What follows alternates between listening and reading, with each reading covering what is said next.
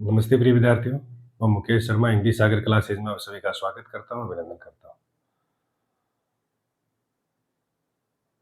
प्रश्न आता है सर, जैसे जैसे समय आ रहा है वैसे वैसे हम भूलते जा रहे हैं, पढ़ाई में मन नहीं लग रहा है, मन में आता है कि कई बार याद नहीं रहता है। तो मैं आपको एक दो पंक्तियों के माध्यम से समझाता हूँ, देखना। ये पंक्तियाँ लिखी कि मेहनत से उठा हूँ, मेहनत की दर्द जानता हूँ। मेहनत से उठा हूँ, मेहनत का दर्द जानता हूँ। आसमान से ज़्यादा ज़मीन की कद्र जानता हूँ। छोटे से बड़ा बनना आसान नहीं।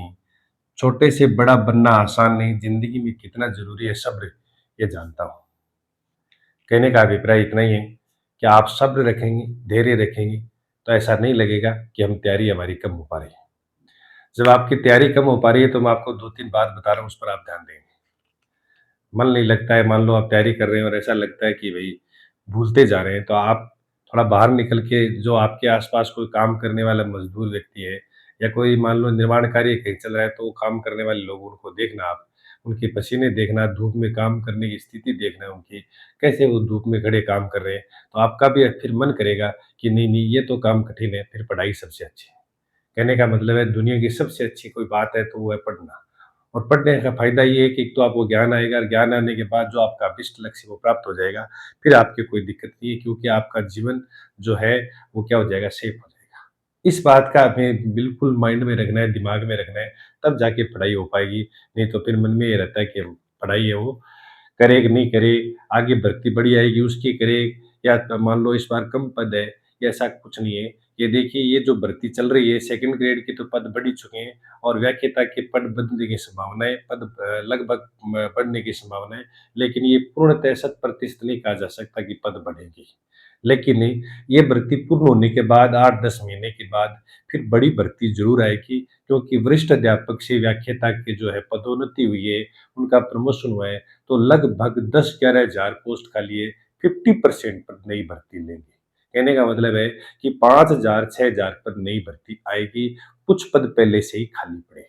कहने का मतलब ये है कि जैसे ही ये भर्ती पूर्ण होगी, पूर्ण होते ही तुरंत बाद नई भर्ती आएगी और उस भर्ती के लिए इंतजार न करें। आप इतने भर्ती में इतने पदों को आप पदों की तैयारी करें कि हमारे हमारे लिए तो इतने ही पद है, मुझे तो 1 पद चाहिए, उस हिसाब से आप तैयारी करेंगे, मन लगाए करेंगे, तो कहते हैं कि बड़ी आस रखते हैं, तो क्या छोटी चीज़ तो मिल ही जाती है। कहने का मतलब है कि आप स्कूल व्याख्याता की तैयारी कर रहे हैं अभी से, तो आप ऐसे सोच लें कि मुझे तो इस भर्ती में ही सिलेक्शन करवाना है और इस भर्ती में सिलेक्शन होगा आपका। और फिर है वो जो एमए मान लो जो प्रवेश में ये मान लो फाइनल चल रही है उनकी, या मान लो बीएड चल रही है, तो उनके लिए भी सुनहरा मौका है कि आगे सेकंड ग्रेड और फर्स्ट ग्रेड की भर्ती पुनः आएगी, बड़ी भर्ती आएगी, निश्चिंत रहे आप। कभी भर्ती प्रक्रिया रुकती नहीं है, ये अनवरत चालू रहती है, अनवरत है वो जारी रहती है। तो आप ये न सोचिए कि ये भर्ती ही अब है, आगे भर्ती नहीं आएगी, क्योंकि कईयों का प्रश्न जब फ़ोन आता है कि सर मैं फाइनल में हूँ इस बार पीजी में, तो मैं आगे भर्ती आएगी क्या? तो 100% आएगी, शत प्रतिशत भर्ती आएगी, आप निश्चिंत रहें। तो चलिए आगे, अब देखिए कि जो आप मान लीजिए तैयारी में अनवरत लगातार मेहनत कर रहे हैं, लीन हो, तो आप लोगों को मैं पुनः बता दूँ कि आप अब यूट्यूब से पढ़ने वाली वीडियो पर आप ध्यान न दें, उससे हट जाइए आप। क्योंकि आप यूट्यूब ऑनलाइन पढ़ेंगे तो आपका समय ज़्यादा खराब होगा, और समय ज़्यादा खराब होगा, इतना समय आपके पास है नहीं। अब आपके पास लगभग 50 दिन बचे हैं। 50 दिन लगभग बचे हैं, यानी 50-55 दिन मान लो आपके पास बचे हैं, तो आपके पास समय नहीं है, इसलिए आप ऑनलाइन पढ़ाई से आप छुटकारा मिले, क्योंकि समय ज़्यादा कोर्स की खिंचाई जिसको हम कह सकते हैं, ज़्यादा पढ़ाई है, वो केवल किताबों से नोट से कर पाएँगे, क्योंकि वो जल्दी चलता है। और अगर ऑनलाइन पढ़ेंगे तो वो धीरे चलता है, हमारा समय खराब होगा। क्योंकि मेरा ये मानना है कि आप ऑफलाइन पढ़ें और वो बुक से पढ़ें तो ज़्यादा बेहतर पढ़ाई हो पाती है। ठीक है? आप जो बुक से पढ़ रहे हैं, उसमें आप उसमें टुकड़े में बाँट लें अब कि मुझे ये 10 टॉपिक है, ये 5 दिनों में पढ़ने हैं, फिर 10 टॉपिक है, मुझे ये 5 दिनों में पढ़ने हैं, फिर मुझे ये 10 है, ये विषय है, ये मुझे 5 दिन में पढ़ना है, ये 3 दिन में पढ़ना है, तो आप उसको भी टुकड़ों में बाँट लें। और आपका अगर रिवाइज़ नहीं हो पा रहा है, तो भी चिंता न करें, रिवाइज़ करने की कोई आवश्यकता नहीं है। रिवाइज़ के चक्कर में आप जल्दी न चलें, क्योंकि आप धीरे-धीरे पढ़ लें, कोई दिक्कत नहीं है। क्योंकि आपका जो रिवाइज के चक्कर में पहला राउंड भी खराब हो जाएगा, यानी पहली बार आप पढ़ रहे हो तो वो भी याद नहीं हो पाएगा, क्योंकि ये तो शुरुआती प्रक्रिया होती है। जैसे नई भर्ती आएगी तब मैं आपको बताऊंगा कि पढ़ने समय किस प्रकार से, अब तो अंत में चल रहे हैं, क्योंकि अब अंत में तो आपके जितने जो आपके पास नोट्स हैं, उसको आप अंडरलाइन करते हुए पुनः एक बार पढ़ने, अगर आप पहली बार ही पढ़ रहे हैं तो उनको अंडरलाइन करते हुए आप बारीकी से पढ़ते चलें। आप बार-बार पढ़ें, आप स्मरण करते हुए पढ़ें, थक जाए तो इधर-उधर घूम के वापस आ जाए। आप साइकोलॉजी पढ़िए, आप मान लीजिए करंट जीके भी पढ़िए, आप मान लीजिए इतिहास भी पढ़िए, सारे सब्जेक्टों को आप स्थान दें तो ज़्यादा बेहतर रहेगा। और मैं पिछली वीडियो में मैंने कहा कि आप पीवाईक्यू ज़रूर निकाल लें। पिछले बार पेपर निकालने से आपके अंदर एक कॉन्फिडेंस आ जाएगा कि हाँ, आत्मविश्वास आएगा कि मैं अब पेपर है उसमें जो मैंने तैयारी की है वो मैं नज़दीक हूँ। यानी मैंने जो तैयारी की है वो ही की है जो पेपर में प्रश्न आते हैं। एक प्रकार से आपके अंदर आत्मविश्वास आएगा, तो पुराने वाले पेपर ज़रूर हल कर लें, क्योंकि वो प्रत्येक भर्ती में, चाहे वो चतुर्थ श्रेणी की तैयारी कर रहा है तो वो पुराने पेपर देख लें, और अगर मान लो सेकंड ग्रेड की तैयारी कर रहा है तो वो सेकंड ग्रेड या अन्य पुराने पेपर देख ले जीके के संबंधित विषय के, तो वो ज़्यादा बेहतर रहेगा। पुराने पेपरों से भी बहुत ज़्यादा फ़ायदा मिलता है। कई बार तो क्या होता है, 2 फ़ायदा होता है, एक तो हमें ये प प्रकृति का पता चल जाता है कि प्रश्न कैसे आते हैं। दूसरा ये होता है कि पुराने प्रश्न हैं वो रिवाइज़ होते हैं। रिवाइज़ होते हैं तो वो हमें उनका भी फ़ायदा मिलता है। अब मान लो कोई जो चतुर्थ श्रेणी का दे रहा है तो वो एलडीसी के पूर्व में भर्ती हुई है, उनके जीके का और हिंदी का पेपर देख लें, तो उसमें फ़ायदा होगा। वरिष्ठ अध्यापक की तैयारी कर रहा है वो स्कूल व्याख्याता का पेपर देख ले, सब्जेक्ट का, और उसमें अपने सेकंड ग्रेड का भी जो पेपर देख लें। केवी के कुछ पेपर अगर हाथ लगते हैं तो वो भी आप देख लें, तो उसमें आपको पता चल जाएगा। नेट के पेपर देख लें, पूर्व में जितने भी आपके विषय संबंधित पेपर हैं वो देख लें, जीके के पेपर हैं वो देख लें, ताकि वो आपको एक प्रकार से नया एक रिवाइज सा हो जाएगा, स्मरण में आ जाएगा कि हाँ, ऐसे प्रश्न आते हैं और ये प्रश्न आए हुए हैं। बहुत सारे प्रश्न हैं वो रिवाइज होते हैं लेकिन हमें पता नहीं चलता, क्योंकि हम पढ़ते नहीं पीछे वाले पीवाईक्यू ध्यान से पढ़ते नहीं है। अगर पढ़ते हैं तो वो जल्दबाजी में पढ़ते हैं, तो ऐसा नहीं होना चाहिए। वो आप मैं पुनः कह रहा हूँ कि आप अब नए प्रकार से कोई भी यूट्यूब चैनल से, या आप यूट्यूब चैनल का आपका कोर्स चल रहा है पूरा नहीं हो तो आप उस चक्कर में न जाइए, आप अपनी बुक रखें, बुक से तैयारी करें, बहुत बेहतर तैयारी होगी आपकी। आप टुकड़ों में पढ़ें, आप जब पढ़ रहे हैं तो मन में ये धारणा रखें कि अभी मैं जो पढ़ रहा हूँ मुझे किस पद पर जाना है, और मैं उस पद पर जानने के लिए क्या करना पड़ेगा, मुझे कितनी मेहनत करनी पड़ेगी। मुझे तो इस बार पद पर जाना ही है, कुछ भी हो जाए मुझे तो ये लक्ष्य प्राप्त करना ही है। इस प्रकार से मन में अगर धारणा बनाओगे, तब आपका मन पढ़ाई के प्रति लगने लग जाएगा। आप मैंने कहा था कि योग और ध्यान भी आप करें प्रतिदिन, ईश्वर का स्मरण करें। ईश्वर का स्मरण करेंगे तो आपका ज़रूर इस बार है, वो जब आईएएस आरएएस बनते तो वो भी यही कहते हैं कि ईश्वर ने साथ दिया। यानी भगवान पर विश्वास करना ज़रूरी है, स्वयं पर विश्वास करना ज़रूरी है, और स्वयं के पास जो भी मैटर हैं, उस पर भी विश्वास करना ज़रूरी है। आपके पास जो मैटर होता है, जो भी आपके पास सामग्री होती है, वो सीमित मात्रा में होनी चाहिए। अब किसी भी प्रकार से किसी से कोई पीडीएफ जो है वो उसके प्रिंट नहीं करवाने, किसी प्रकार से नई किताब खरीद के आपको नहीं लानी है, ना आपको नया कोई कोर्स लेना है, आपके पास जो है वो पर्याप्त है। बस हमें हमारी एक प्रॉब्लम है कि जो जितना मैटर होता है उस पर विश्वास नहीं करके नई किताबें खरीद लेते हैं। जो जितना आपके पास है, मेरे पास फ़ोन आता है, कल ही फ़ोन आया था एक बच्चे का, "सर मेरे ये मेरे पास है, हिंदी के लिए ये है, साइकोलॉजी के लिए ये है, मनोविज्ञान के।" मैंने कहा आपके पास बहुत अच्छे मैटर है। भाई स्कूल प्रबंधन के लिए सर मैंने ये ला रखी है। तो मैंने कहा आपके पास पर्याप्त है, आपके पास मैटर, लेकिन दिक्कत यही है कि हम उसको 2 से 3 बार पढ़ने की चांस नहीं लेते। हम सोचते हैं कि एक बार पढ़ने से हो जाएगा, ऐसा नहीं है। एक बार पढ़ने से तब हो पाता है जब पीछे से लगातार लंबी तैयारी करते आ रहे हैं, तब हो पाता है। क्योंकि मैंने एक बार कहा था आपको कि मैंने विधिवत तैयारी 6 महीने की थी फर्स्ट ग्रेड की, क्योंकि मैं पीछे से लंबे समय से लगातार तैयारी करते आ रहा था टुकड़ों में। 2009, 2010, 2011, 2012 तक मैंने पटवारी है, कोई पुलिस है, कोई ग्राम सेवक है, जितनी भी भर्तियाँ आई वो मैंने एग्ज़ाम दिए। लेकिन फिर मुझे लगा कि इनमें मैं इनको क्रैक नहीं कर पाऊँगा, क्योंकि उसमें मैथ आती है, गणित आती है। एसआई का पेपर मैंने क्लियर किया था एक बार 2010 में, फिर वो फिज़िकल में रह गया मैं एसआई में। तो फिर मुझे लगा कि भई इसमें भी दिक्कत है, दौड़ है, करनी पड़ेगी, उसमें भी नहीं है। और फिर दूसरा कि इसमें जो सब्जेक्ट तो हम कर पाएँगे, लेकिन जो सेकंड पेपर होता है उसमें दिक्कत है। तो इस प्रकार से फिर मुझे लगा कि हमें 2011 में फिर बीएड कर ली। लगा कि अब हमें स्कूल व्याख्याता या सेकंड ग्रेड में तैयारी करनी चाहिए। थर्ड ग्रेड की मैंने कुछ समय तैयारी की, मान लो 5-6 महीने, तो मुझे लगा कि ये भी मामला गड़बड़ है। फिर एक ही लक्ष्य बना लिया कि अब अगर पढ़ना है तो सब्जेक्ट एक ही है, हिंदी, सेकंड ग्रेड और फर्स्ट ग्रेड। फिर धीरे-धीरे लंबे समय से तैयारी 2011, 12, 13, 14, 15 धीरे-धीरे तो करते आ रहे थे लगातार। संघर्ष 10 साल का था मेरा, 9 साल का मान लो या 10 साल का संघर्ष था लगातार। फिर धीरे-धीरे जीके भी पढ़ते आ रहे थे, धीरे-धीरे विज्ञान भी, जो साइकोलॉजी पढ़ते आ रहे थे। जितने भी टॉपिक है वो थोड़ा-थोड़ा, सन्ने-सन्ने हम पढ़ते रहेंगे। फिर एक साथ जाके हम तैयारी करेंगे तो 6 महीने, 7 महीने, 8 महीने पर्याप्त तैयारी होती है। कई बार प्रश्न आता है सर आपने 7 महीने में तैयारी नहीं की मैंने।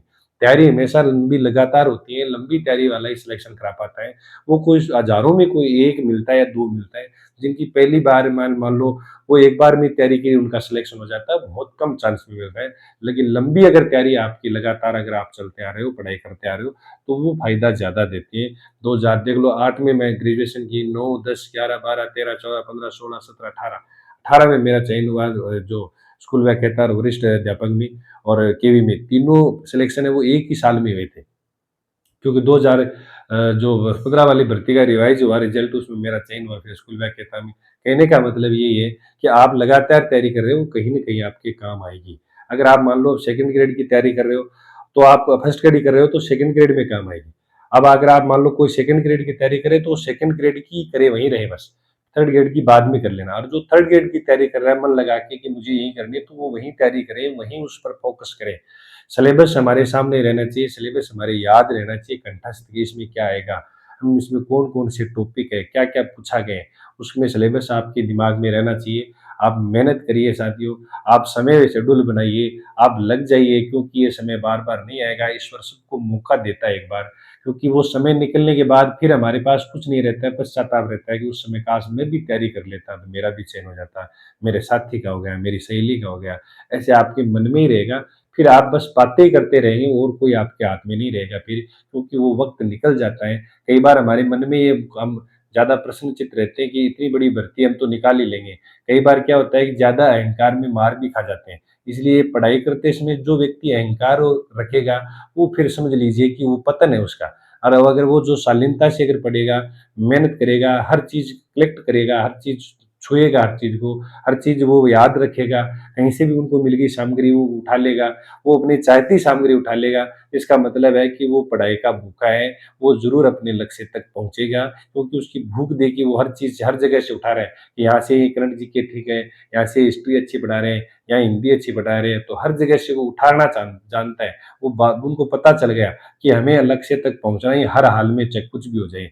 क्योंकि कई बार बहुत बड़ी भर्ती हमारे आगे से निकलती है और हम रह जाते हैं, तो फिर हमारे एक प्रकार से दिमाग में रहता है कि इतनी बड़ी भर्ती में हमारा चयन हुआ तो फिर आगे क्या होगा? हालाँकि ऐसा कुछ नहीं होता है, छोटी भर्ती में भी चयन हो जाता है, लेकिन फिर भी 52,000 53,000 मान लो चतुर्थ श्रेणी कर्मचारी की भर्ती आई है, इसमें भी अगर कोई व्यक्ति रह भी जाता है, फिर दिमाग में रहता है कि भई इतनी बड़ी भर्ती में रह गए, तो फिर आगे क्या होगा? तो इसलिए उसका भी आप लक्ष्य बना लें, जो चतुर्थ श्रेणी की तैयारी कर रहे हैं, वो अपने टॉपिक बाँट लें कि मेरा जीके इतना हो गया, मेरी मैथ इतनी हो गई, मेरा इंग्लिश इतना, हिंदी ये हो गई। तो आप उसको बार-बार रिवाइज़ करें, बस अभ्यास ही सब कुछ है। कोई ट्रिक नहीं है, कोई अगर आपको ट्रिक बता भी देगा तो उससे वो थोड़ा-सा याद रह पाएगा, मतलब थोड़ी ट्रिक होती है। ऐसा नहीं है कि प्रत्येक टॉपिक में आपको ट्रिक से याद करा दिया तो वो नहीं है।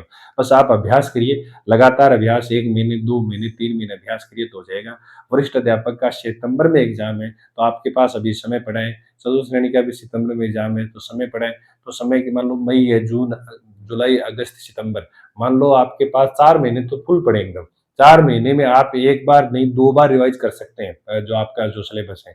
आराम से 2 बार रिवाइज़ कर सकते हैं। अगर आपने लक्ष्य बना लिया कि मुझे 2 बार रिवाइज़ करना है, तो आप 8 से 9 घंटे प्रतिदिन आप पढ़ें तो आपको आप आराम से 2 बार रिवाइज़ हो जाएगा। 2 बार रिवाइज़ हो जाएगा फिर कुछ नहीं बचेगा। आपकी किताबें ऐसे फुली हुई हो जानी चाहिए, जो आपको नई किताब लाते हो एकदम पेज ऐसे चिपके हुए, तो फिर पढ़ने के बाद अंडरलाइन करते-करते किताब मोटी हो जानी चाहिए। फिर लगेगा आपको कि हाँ, अब हमने तैयारी की है।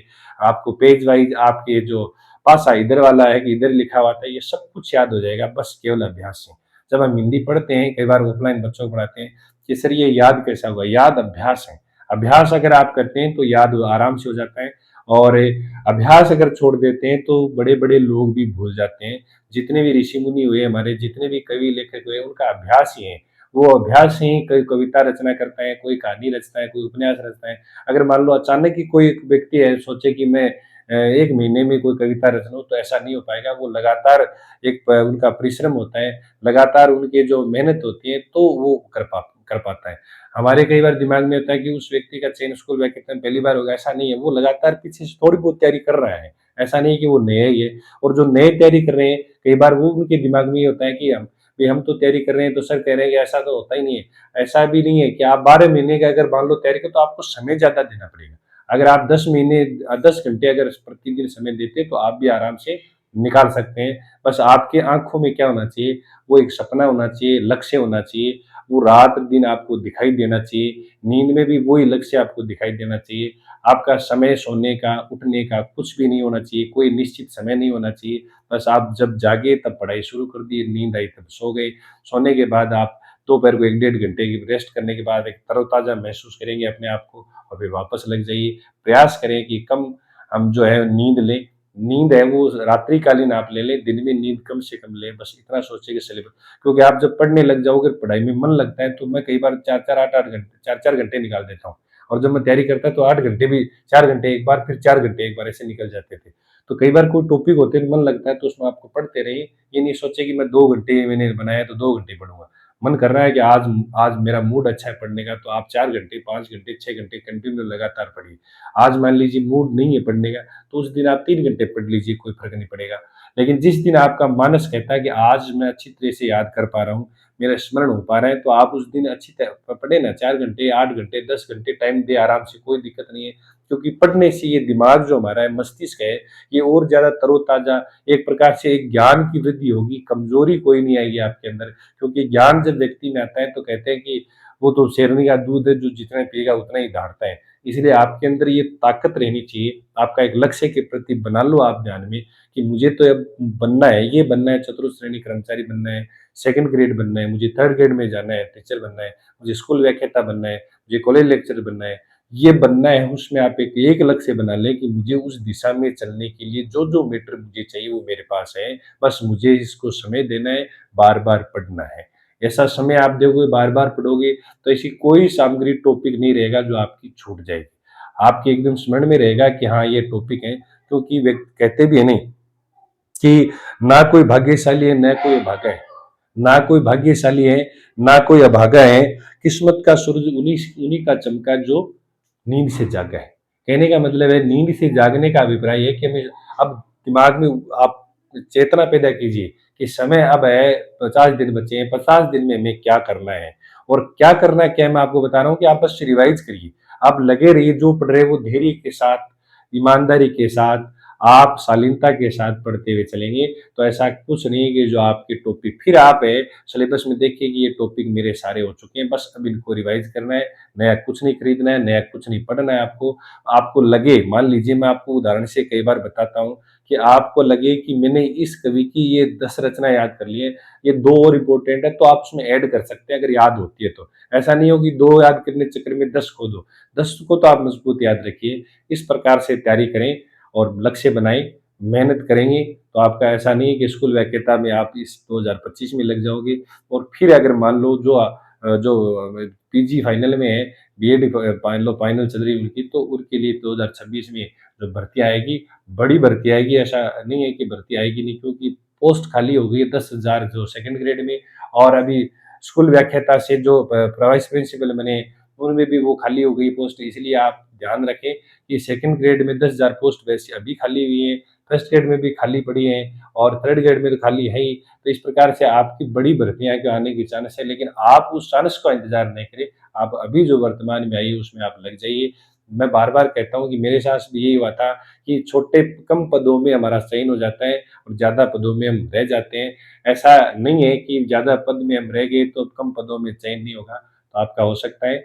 मेहनत करिए लगातार 2 साल, 3 साल, 4 साल, 5 साल मेहनत करिए, कुछ बिगड़ने वाला नहीं है। जिस दिन आपको लंबा संघर्ष करके बाद चयन होगा, उसका आनंद ही अलग होगा, उसका जो प्रसन्नता है वही अलग होगी। एक प्रकार से आप में एक वो ज़िम्मेदारी आ जाएगी। आप अच्छे बुरे बुरे का विचार करोगे आप, कौन अच्छा है, कौन बुरा है, किसकी कैसे मदद करनी चाहिए, इस प्रकार के आपके अंदर विचार आएँगे। अगर लंबी तैयारी कर रखी है, अगर आपने खुद के नोट्स बना रखे हैं, खुद आप रिवाइज़ कर रहे हैं, कलेक्ट कर रहे हो आप सामग्रियों को, तो आपको कोई रोकने वाला नहीं है। एक न एक दिन आपको मंजिल ज़रूर मिलेगी।